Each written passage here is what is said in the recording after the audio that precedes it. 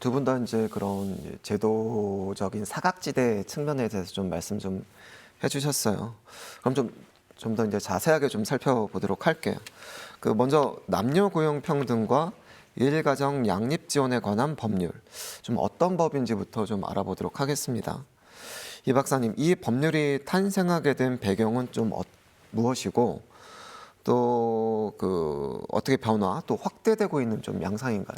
네, 남녀 고용 평등과 일가정 양립의 지원과 관련된 법률은 남녀가 평등하게 이제 고용되고 그리고 일가 가정을 조화롭게 병행할 수 있도록 지원하기 위해서 만들어진 법인데요. 이게 여성의 경제 활동이 증가되던 시기인 1987년도에 처음 개정되었고요. 당시에는 어떻게 보면은 법이 만들어지긴 했지만 유명무실했어요. 실제 그 육아휴직 급여를 대체해 줄 수 있는 지원금도 나오지 않은 상태였고요. 그리고 관련돼서 사용할 수 있는 기간이 되게 짧았거든요. 그런데 이런 제도가 이제 고용보험이 들어오게 되고 또 2000년대 들어서 저출산고령사회위원회가 만들어지게 되면서 이 육아 지원과 관련된 제도가 좀 더 정교화되고 이제 요번에 육아지원 3법과 같이 육아휴직 대체 급여가 250만 원까지 늘어나게 되었습니다. 예, 이게 그럼 앞으로 더 이제 좀 이런 지원금이나 이런 것들이 좀 늘어날 수 있다고 보시나요? 좀 어떠시나요? 네, 노르웨이 같은 경우에는 거의 임금이 보존되는 형태로 육아휴직 급여를 제공하기 때문에 우리나라도 그 정도 수준은 아니지만 꾸준히 그 육아휴직 대체율을 최대한 높이기 위해서 나라에서 계속 꾸준히 연구를 하고 있습니다. 네. 그렇다면 이 법률이 80년대에 좀 제정됐다고 말씀을 해주셨는데 본격적으로 좀 지원이 확대되고 또 정부나 또 지자체에서 또 관심과 이런 것들을 좀 늘린 계기 또 그 시기는 좀 어떤 때라고 좀 말씀해 주실 수 있으세요? 아무래도 2000년대 초반부터 출산율이 거의 1.2 수준으로 떨어지게 되면서 저출산고령사회위원회가 만들어지게 되고 그로 인해서 저희 육아정책연구소가 만들어지기 시작했거든요. 네네. 그러다 보니까 어쨌든 이 육아를 하기 힘드니까 어쨌든 출산율이 낮아지는 그 인과관계가 있잖아요. 그런 부분들을 어떻게든 지원하기 위해서 이 저출생 환경을 개선하기 위해서 이 육아 지원 제도가 육아휴직을 비롯해서 육아기 근로시간 단축제도 이런 부분들이 많이 확대되고 이제 지금은 이제 초등학교 2학년까지 육아휴직을 사용할 수 있도록 연장이 된 상황입니다. 네. 의원님, 아까 이 박사님께서도 이게 제도가 있지만 중소기업이나 좀 이런 곳에서는 제대로 작동되지 않고 있다라고 말씀해 주셨어요. 특별히 이제 출산휴가나 육아휴직 등 관련법 위반 신고가 접수돼도 처벌에 이르기까지 한 경우가 2023년 상반기에 한 전체 278건 중 한 2.8%에 좀 그쳤다고 하는데 이런 정책들의 좀 강제성도 좀 궁금하거든요. 이거 그 강제성은 좀 어느 정도이고 강원도 내 인식조사나 시행률에 대한 연구 결과가 좀 있는지도 좀 궁금합니다. 네, 일단 육아휴직을 거부한 사용자는 500만 원 이하의 벌금형에 처하게 됐는데 사실 말씀해 주신 것처럼 실제로 신고하거나 그리고 또 그것이 제대로 처벌되는 사례가 적은 것은 사실입니다. 실제로 중소기업 같은 경우에는 육아휴직이 육아퇴직으로 이어지는 것도 현실이고요. 제가 작년에 이제 청년들을 대상으로 일결혼 출산 조사를 하면서 도내 청년 1,388명을 조사를 한 결과를 봤을 때 그래프를 하나 보시면 좋을 것 같은데요. 이게 지금 직장 유형별로 그 일생활 균형 제도가 있는지에 대해서 질문한 결과입니다. 굉장히 각각의 제도들에 대해서 직장 유형별로 차이를 보이는데 공무원이 이제 제일 많이 있다고 응답을 했고요. 그 다음에 공공기관, 그 다음에 비영리 기관이나 사회적 기업, 그 다음에 민간 기관으로 그러니까 민간 기업 순으로 나타났는데요. 사실 이제 육아휴직이나 산전 전후휴가 같은 거는 민간 기업도 법적으로 보장이 되는 거거든요. 근데도 있다고 하는 응답이 적다라는 것이 실제 강원도에 있는 청년들이 이거를 실질적으로 사용하는 데 어렵다라는 점을 좀 보여준다라고 볼 수 있을 것 같고요. 다음 그래프 좀 보시면은요. 육아휴직 이제 사용 대상자인데 육아휴직을 왜 쓰지 않았는지에 대해서도 저희가 질문을 했었어요. 가장 첫 번째가 육아휴직 기간의 소득 감소. 대한 걱정이 첫 번째로 나왔고요. 그 다음이 사내 눈치와 조직 문화 때문에 어렵다라고 나왔습니다. 그리고 이제 남성은 승진이나 이런 데서 이제 불이익을 받을 염려가 있기 때문이라고 얘기를 했고, 또 여성 같은 경우에는 육아휴직으로 인해서 동료들한테 폐를 끼칠까봐 이제 사용할 수 없었다라고 응답한 비율도 높게 나타났고요. 특히 좀 주목해야 될 게 신청을 했는데 회사에서 허락하지 않았다라고 응답한 비율이 여성은 18%, 남성은 5.9%로 높게 나타나서 이런 지점을 좀 주목할 필요가 있다고 생각을 합니다. 그 동일한 조사에서 청년들을 대상으로 네. 어떤 일자리를 제일 좋은 일자리라고 생각을 하는지 그 요소에 대해서 질문을 했는데요. 의외로 급여랑 복지 제도보다 가장 우선시하는 게 일생활 균형 제도가 얼마나 잘 갖추어져 있는가에 대해서 이야기를 했어요. 그래서 결국에는 강원도가 인구 소멸을 걱정하고 저출산을 걱정하는 이런 지점을 생각을 했을 때 일생활 균형 제도를 좀 뒷받침하는 것들이 좀 제일 중요하다라고 생각이 듭니다. 말씀하신 내용 중에서 네. 육아휴직이 육아퇴직이 된다라는 게 좀 인상 깊게 느꼈거든요. 이 박사님께도 좀 여쭙겠습니다. 마찬가지로 이런 인식이나 시행 관련해서 연구한 바가 좀 있으신지, 또 이제 해외 사례는 좀 어떤지도 좀 궁금하거든요.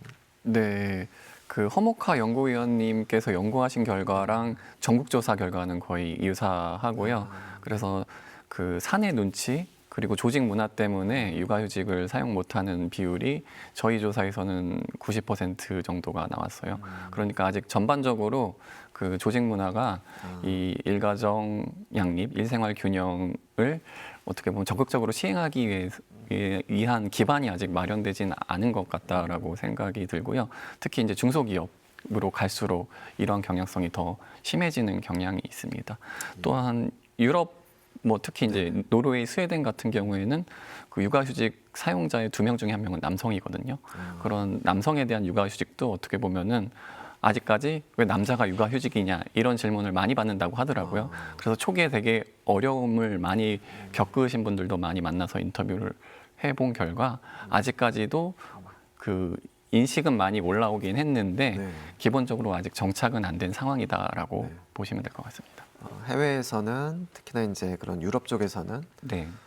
전혀 그런 눈치도 안 보고 어느 정도 자유롭게 쓸 수 있다는 분위기인 거죠. 특히 이제 북유럽 국가, 노르웨이, 덴마크, 스웨덴 이런 국가들은 아마 좀 이따 말씀드리겠지만 이 전반적으로 남성도 육아를 해야 된다.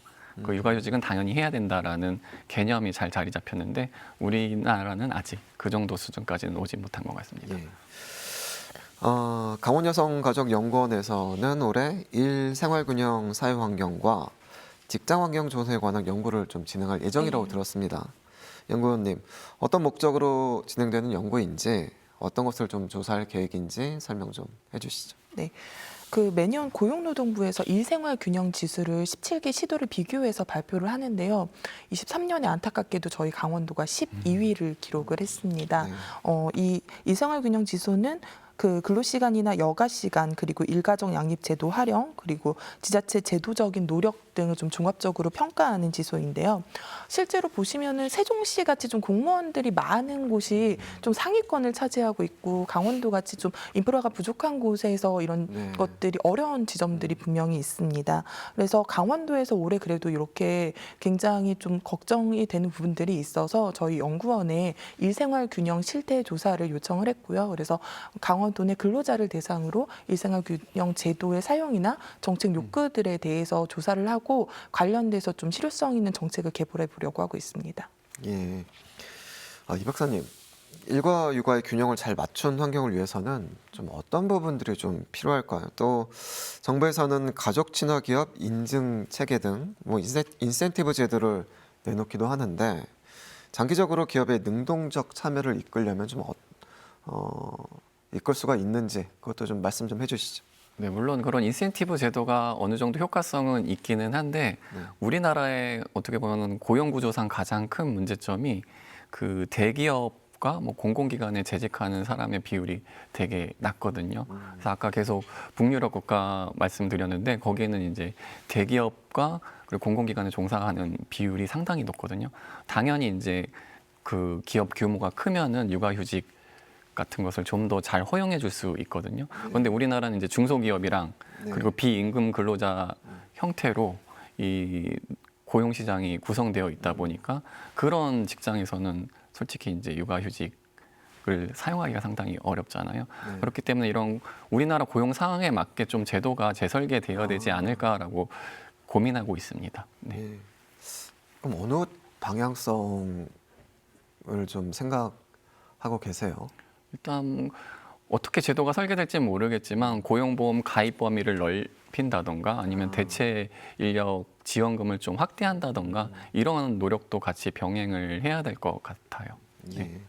연구위원님께서는 좀 어떻게 생각을 하십니까? 네. 이 문제에 대해서요. 특히 이제 강원도가 다른 지역에 비해 더 소규모 사업장들이 많은 그렇죠. 지역이잖아요. 네. 네, 그래서 이제 사실 가족 친화 기업 이제 인증 제도도 물론 좋기는 하지만은 좀 지자체 차원에서 기업들이 더 참여할 수 있도록 좀 적극적으로 인센티브를 도입하는 게 강원도 차원에서는 좀 필요하다라고 생각이 들어요. 그래서 강원도 같은 경우에는 이제 중소기업 육성 자금을 통해서 그 육아 유연 근무를 도입하는 기업의 저금리 융자를 네. 지원하는 정책을 현재 시행을 하고 있고요. 예. 그리고 저희 연구원에서 23년에 이제 관련된 연구를 진행한 바가 있는데 실제 기업들이 가장 선호하는 그 인센티브는 그 지방세 감면과 같은 좀 직접적인 인센티브를 요구하기도 했습니다. 그래서 그것과 관련된 좀 적극적인 정책적 마련이 필요하다고 생각이 듭니다. 뭐 물론 이제 그런 지방세 감면이나 그런 것들 해주면 좋겠지만 그게 또 이제 세수가 또 이제 부족해지고 그렇죠. 거기에 대한 뭐 이제 기회 비용이라고 생각을 해야 될지 어떨지 또 좀 고민이 좀 많은 부분인 것 같아요. 예. 그렇다면 이제 육아휴직에 대한 사회적인 분위기, 인식에 대해서 좀 살펴봤다면 이번에는 부부 동시 육아, 특히 남성 돌봄에 대해서도 좀 짚어볼까 하는데 고용부는 지난해 부모와 함께 육아휴직제 등 제도 확대가 효과를 냈다고 보고 있습니다. 부모와 함께 육아휴직제는 자녀 출산 18개월 이내에 부모가 동시 또는 차례대로 육아휴직을 쓸 때 첫 6개월간 각각 육아휴직 급여를 통상임금의 100%까지 받을 수 있는 제도입니다. 올해는 부부 합산 최대 3년간 육아휴직을 사용할 수 있도록 법이 개정됐습니다. 이 박사님, 남성 육아가 좀 얼마나 늘었을까요? 또 남성 돌봄 현황이나 유인책에 대한 좀 의견은 좀 어떻습니까? 네, 실제로 남성이 육아휴직하는 비율이 크게 늘었습니다. 한 10년 전까지만 해도 100명이 육아휴직을 하면 한 5명 정도만 남성이었는데 지금은 한 30명까지로 늘어난 상황이고요. 예. 이런 그 남성 육아휴직의 활성화는 어쨌든 정부에서 적극적으로 아빠 육아휴직 보너스 제도 같은 것을 적극적으로 추진했기 때문에 이뤄낸 결과라고 생각하고요. 또 한편으로는 전반적으로 우리나라 인식이 남성도 육아에 참여해야 된다라는 것이 많이 자리를 잡았어요. 그래서 아마 신문지상에서 많이 보셨을 거예요. 라떼파파라는 용어가 이제 확산되기 시작했는데 라떼파파란 것은 커피에 이제 손에 커피를 들고 그리고 유모차를 끌면서 이제 육아를 하는 아버지를 상징하는 말이거든요.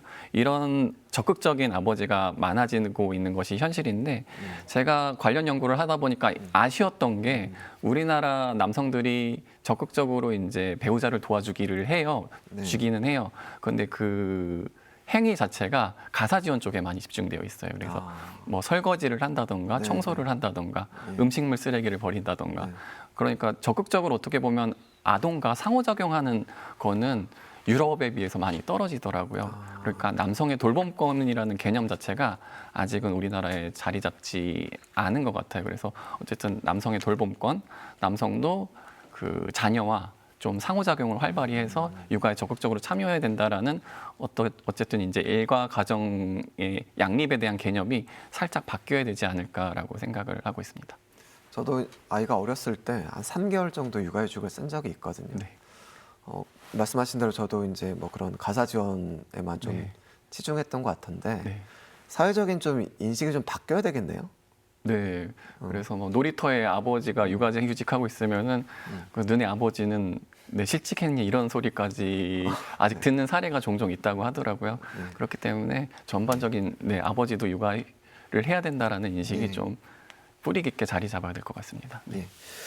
연구원님, 가족 구성원의 역할에 대해서 좀 변화가 필요하다고 말씀을 해주셨는데 최근 청년들은 좀 어떻게 생각하고 있는지도 좀 말씀 좀 해주시죠. 네, 앞서 말씀드렸던 조사 결과를 좀 같이 보시면은요, 강원도의 청년들이 이제 남성이 경제 부양을 주로 해야 된다라고 생각하는지에 대해서 질문을 했을 때, 그래도 30% 미만, 특히 여성은 뭐 15% 미만으로 낮게 나타나긴 했는데, 그럼에도 여전히 미혼 남성이 가장 높고 미혼 여성이 가장 낮은 비율을 보여서 남녀 인식이 좀 격차가 큰 것을 보실 수가 있고요. 네. 다음 그래프도 보시면은 여성이 이제 가사를 주로 담당해야 되는가에 대한 질문에서도 마찬가지로 미혼 남성이 미혼 여성보다 좀 굉장히 높게 그래야 한다라고 좀 성역할 고정관념이 있는 답을 해서 이런 좀 성 역할에 대한 어떤 인식 차이 이런 것들에 대한 극복이 필요하다라고 생각이 들어요. 그리고 실제로 저희가 이제 기혼 청년들한테 가사나 육아를 할 때 어떻게 하는지에 대해서도 저희가 조사를 했었거든요. 아이 일상에서 돌봄을 주로 누가 수행을 하는지에 대해서 질문을 했어요. 근데 좀 재미있는 결과가 나왔는데 여성은 60% 가까이가 주로 아내가 한다라고 응답을 했는데 남성은 40% 가까이가 남편하고 아내랑 똑같이 나눠서 한다라고 응답을 해서 서로 생각하는 것, 실제로 담당하는 것에 굉장히 큰 차이를 보이는 거를 볼 수가 있었습니다. 사실 이제 이렇게 아직은 성역의 고정관념이나 실제 그것이 행동으로 이어지는 것들이 조금 많이 바뀌고는 있지만 여전히 더디다라고 볼 수 있는데요. 좀 그래프를 보시면은 저희가 남성 직원이 육아기 근로시간 단축을 사용하는 것에 대해서 좀 용이한 직장에 근무하시는 분들에 대해서 좀 비교해서 조사를 했었어요. 그랬을 때 이런데 이제 남성이 좀 더 용이한 직장이라는 게 결국에는 그런 기업 문화라던가 이런 것들이 좀 더 갖추어진 직장이라고 볼 수 있잖아요. 거기에 계신 분들이 결혼 의향에 대한 생각도 더 높게 나타났고요.